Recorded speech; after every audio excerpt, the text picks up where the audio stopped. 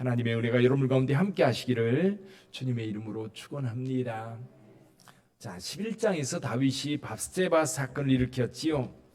여러분, 그 죄라고 하는 것은 은밀하게 들어와서 늘 죄는 거기서 끊지 않으면요 다음 단계로 넘어갑니다. 계속 넘어가서 어떻게 해요? 결국은 돌이킬 수 없는 상황까지 가게 됩니다. 다윗 같은 경우도 이 우리아를 살해하는 것까지 가지요. 물론 자기가 직접 칼을 써서 그를 죽인 건 아닙니다. 어떻게 했어요? 암몬 자손과 전쟁하는 그곳에 우리아를 바짝 보내서 결국 암몬 자손에 죽게 만들었습니다. 결국 이건 살인이죠. 이렇게 전쟁에서 죽는 것을 가장한, 그래서 세상 범죄도 그렇습니다. 이 범죄를 어떻게든지 은폐시키려고 하는 그런 경향이 있지요. 근데 여러분, 이 죄는 반드시 드러납니다. 숨길 수가 없어요. 누가 보고 계세요? 하나님께서 보고 계신 거예요. 하나님께서 그걸 보시고 다윗의 악함을 보셨다. 결국 하나님께서 나단 선지자를 이제 이 다윗에게 보내서 하나의 예화를 다윗에게 이야기합니다. 오늘 한 성읍에 두 사람이 있는데 한 사람은 부유하고 한 사람은 가난한데, 이 가난한 사람은 암양 새끼 한 마리를 사가지고 자기 집에서 기르는 거예요. 근데 자식들과 함께 식사하고 또 자기 잔으로 양에게 음료를 먹이고 잘 때도 끌어안고 자는, 그래서 가족처럼 되었는데, 이 부한 사람은 소와 양이 무수히 많은데 행인이 한번 와서 그를 대접하고자 하는데 자기 것 아끼고 이 가난한 사람 한 마리 양만 있는 그 집의 양을 빼앗아 잡아가지고 이 행인을 대접했다는 겁니다. 이 이야기를 들은 다윗 분노합니다. 그러면서 이렇게 얘기해요. 당장 그 사람을 데려다 죽여라. 그리고 양을 4배나 갚아야 된다 이야기합니다. 보기 좋게 걸려들었지요. 그렇죠? 낚시에 걸려든 겁니다. 그랬더니 나단이 당신이 바로 그 사람이요. 그러면서 하나님께서 하신 말씀을 그대로 전합니다. 다윗은 많은 아내들도 여럿 있었고 자식들도 많았습니다. 여기 부한 사람과 같이 부족한 게 없는 사람이 누구예요? 다윗입니다. 근데 우리아에게는 누구밖에 없어요? 아내 한 사람밖에 없습니다. 더군다나 우리아는 햇사람이에요. 이스라엘 사람도 아닙니다. 그러니까 외롭게 사실 그곳에 와서 사실 자기가 속해 있는 요압 장관에게 충성했던, 정말 이스라엘의 그런 그렇게 충성스러운 신하가 없을 정도로 충성하는 그런 신하였습니다. 결국 다윗은 그를 죽이고 그 아내를 빼앗았던 겁니다. 나단이 그 죄를 지적할 때 여러분, 여기에서 굉장히 다윗이 위대한 인물이라는 것이 어디에서 드러나요? 그걸 인정하는 겁니다. 그걸 수용하는 겁니다. 13절 한번 볼까요? 13절 같이 한번 읽어봅니다. 다윗이 나단에게 이르되 내가 여호와께 죄를 범하였노라 하매 나단이 다윗에게 말하되 여호와께서도 당신의 죄를 사하셨나이다. 당신이 죽지 아니하려니와. 사실 이 고대 사회에서 왕이 한 사람의 아내를 빼앗았다고 해서 그것 때문에 비난당하고 그것 때문에 어려움을 당하는 경우 별로 없습니다. 그냥 신하들도 당연히 그걸 무시해버리고 말아요. 왕이 당연히 한 걸로 여기고 말죠. 근데 다윗은 하나님께서 나단 선지자를 통해서 하신 그 말씀에 대하여 금방 인정합니다. 내가 여호와께 죄를 범하였노라. 자, 여기 사실 저와 여러분들도 신앙생활 하다 보면요 죄를 짓습니다.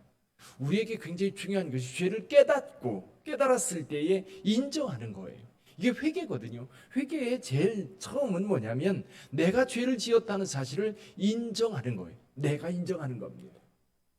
깨닫는 거예요. 자, 깨달았을 때 그 죄를 거기에서 멈추는 거지요. 근데 여러분, 이 죄를 인정하고 나면 몇 가지 중요한 사실이 있어요. 한 가지는 뭐냐면 그 죄로 인하여 따르는 결과물들이 있다는 겁니다. 우리는 하나님께서 용서해 주신다고 생각을 하니까 그런 결과물도 하나님이 다 치워주시는 줄 알아요. 우리가 좀 착각하는 것이 그겁니다. 우리 그리스도인들은 분명히 착각하지 말아야 될 것이 있어요. 그게 뭐냐면 내가 어떤 죄를 범하였으면 그 죄의 결과물에 대해서 우리는 받아들여야 됩니다. 자, 우선은 우리가 죄를 알지 못할 때, 우리가 하나님의 사랑을 알지 못할 때에도 우리가 죄를 졌습니다. 그 죄에 대한 결과물이 뭐예요? 예수님의 십자가의 죽음입니다. 아멘. 예수께서 십자가에서 죽으셨어요. 하나님의 아들입니다. 하나님의 아들이 우리의 모든 죄를 십자가에서 담당하셨어요. 여러분, 우리가 예수님을 알기 전에 지은 모든 죄에 대해서는 그 결과물이 있는 거예요. 그 십자가에서 죽으심이 있기 때문에 내가 지금 용서되어서 여기 있는 거예요. 여러분, 그 대가를 지불하는 것은 결코 작은 것이 아닙니다. 우리가 받은 은혜는 결코 값싼 은혜가 아니에요. 우리가 받은 용서는 그냥 받은 용서가 아니에요.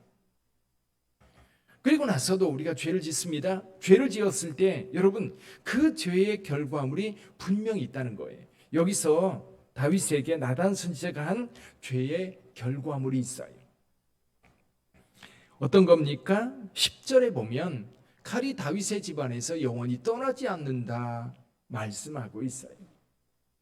이제 그 이야기가 13장으로 넘어가면 암논의 이야기를 통해서 그 칼이 지금 그 집안에 계속해서 재앙이 되고 있다는 것을 말씀해주고 있습니다. 또 솔로몬이 왕이 됐을 때에도 사실 왕자들이 다 죽임을 당하지요. 그런 것들을 보면 이 집안에 끊임없이 이제 칼부림이 나게 되는데 그 시초가 어디서부터다? 이 다윗의 이 죄, 범죄로부터 시작되었다라고 하는 겁니다.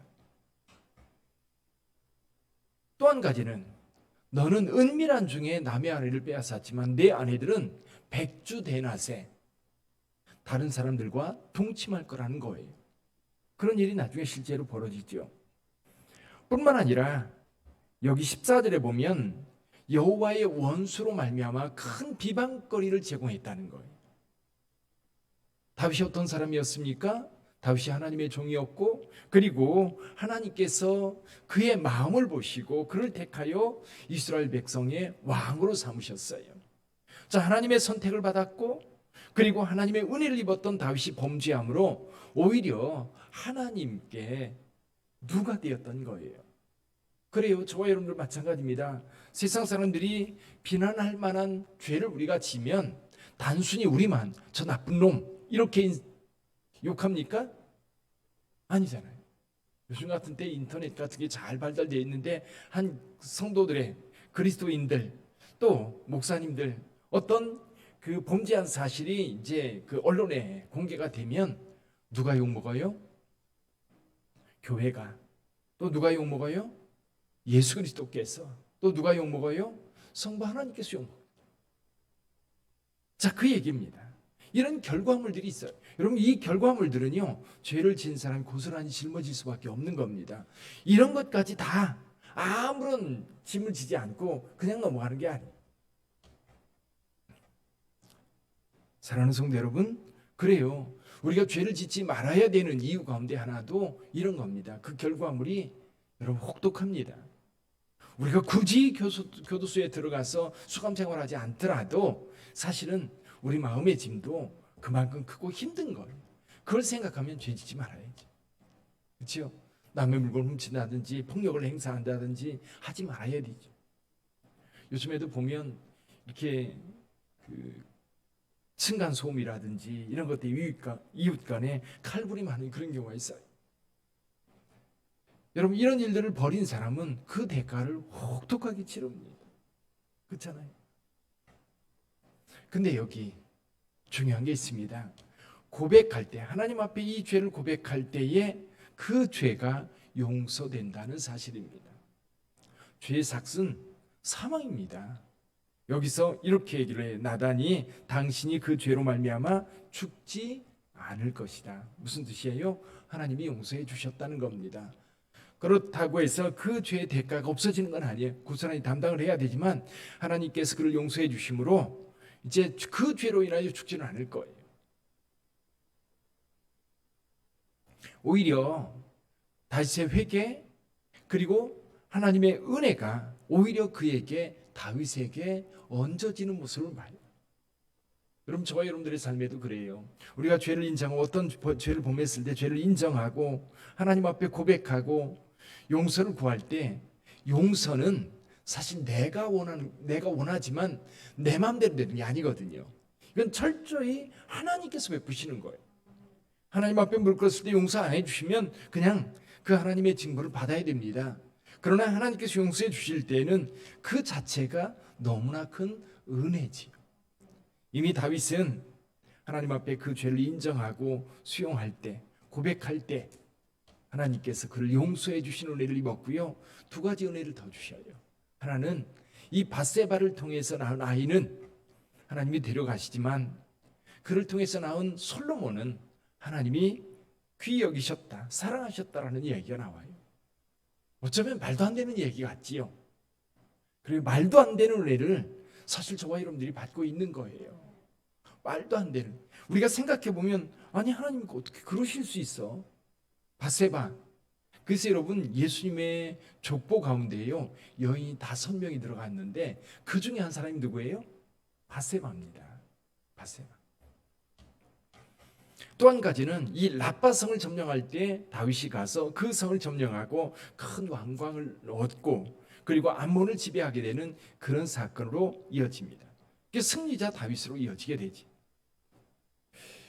어쩌면 또 한쪽에서는 보면 그 죄의 결과물들이 여전히 다윗에게 있습니다. 이건 감당해야 될 문제인데, 또 한편으로 보면 하나님께서 그 죄인에게 은혜를 베푸셔요. 사실은 감당할 수 없는 은혜거든요. 감당할 수 없는 은혜. 솔로몬을 주시고 또 전쟁에 승리할 수 있는 그런 은혜를 다윗에게 베푸시는 하나님의 은혜를 생각해 보면 말도 안 된다. 근데 여러분, 사실은 그 말도 안 되는 은혜를 저와 여러분들이 지금 받고 있는 거예요. 예수 그리스도를 통해서 주신 은혜가 바로 그런 은혜입니다. 우리가 아무리 생각해도 참 나 같은 사람이 하나님의 자녀가 된다, 나 같은 사람이 하나님을 입어서 하나님의 종이 된다, 사실 곰곰이 생각해 보면 저와 여러분들 정말 하나님의 사랑 아니면 살아갈 수 없는 자들이에요. 은혜 아니면 살아갈 수 없는 자들이 저와 여러분들입니다. 오늘도 다윗처럼 그 은혜 중에 있는 줄 믿습니다. 그래서 그렇다고 해서 다윗이 사도 바울이 그런 예를 해요. 그 은혜가 있다고 해서 다시 죄를 범할 수 있느냐? 어때요? 다시 또 죄를 범하면 이런 은혜를 또 주실까요? 사실은 그 죄에서 건진 받으면 다시 그곳에 들어갈 수는 없지요.